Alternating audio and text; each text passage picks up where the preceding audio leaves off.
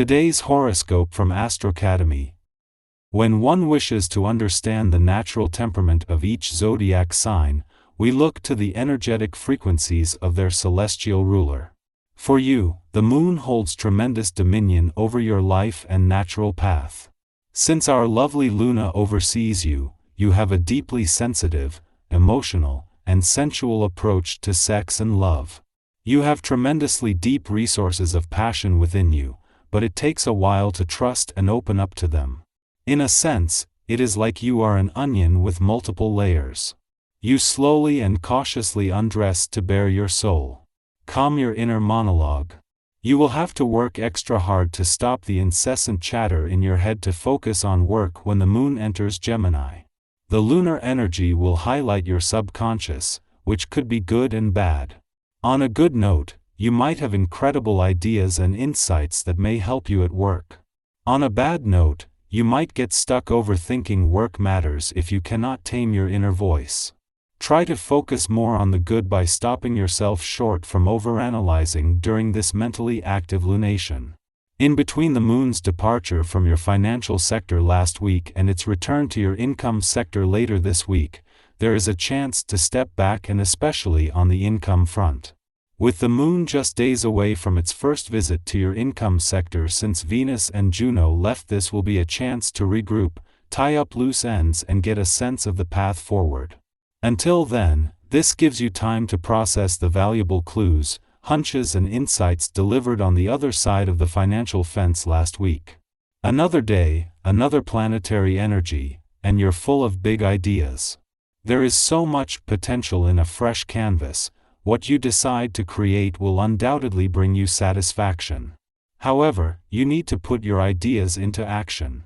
The celestial atmosphere gives you the positive inner support you need, but it's up to you to actually motivate your body to take the required steps toward actualizing your dreams. Exercise should be at the top of your to-do list this month. After the soul-searching of the last few days, you are coming into a period of accomplishment and peace. This shouldn't make you forget the many obstacles that you are going to have in your professional life, where you may feel there is a flagrant lack of communication with the people you work with. This is of no matter. You are in a phase of ascension, so the only thing that counts is your personal equilibrium. However, don't neglect those close to you who are currently demanding that you listen to them more carefully and be more giving. Right now, having the right balance between work and play is not only something that is important to fight for, but you have the right resources at the right time. As busy as you think life is now, it is only going to get busier when Mercury opens the doors to your busy work sector in 9 days, and even more so when Mars returns a few weeks later to begin some of the busiest weeks of not just this year but since he was last here in 2021. Yet today, as Mercury and Mars align in a playful and creative part of your chart, they are fighting to keep your work hat off. Mercury, now the fastest planet in the solar, has wasted no time in catching up with Mars just over a week after returning to your romantic sector. As their alignment peaks, this is a coming together of Mercury's mission to give your heart a voice and Mars' mission to fire up your romantic passions and fighting spirit. After being confronted by yesterday's eclipsing full moon, this is a day for fighting back, and especially when it comes to old excuses, roadblocks and barriers, whether real or imagined. Our eyes in the sky.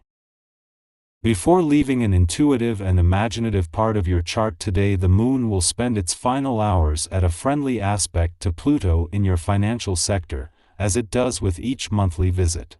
The difference is that this is their first encounter since Pluto turned direct, and as he will be leaving again in January, this will give you an intuitive sense that the tide has turned, as well as a chance to look to the future with confidence.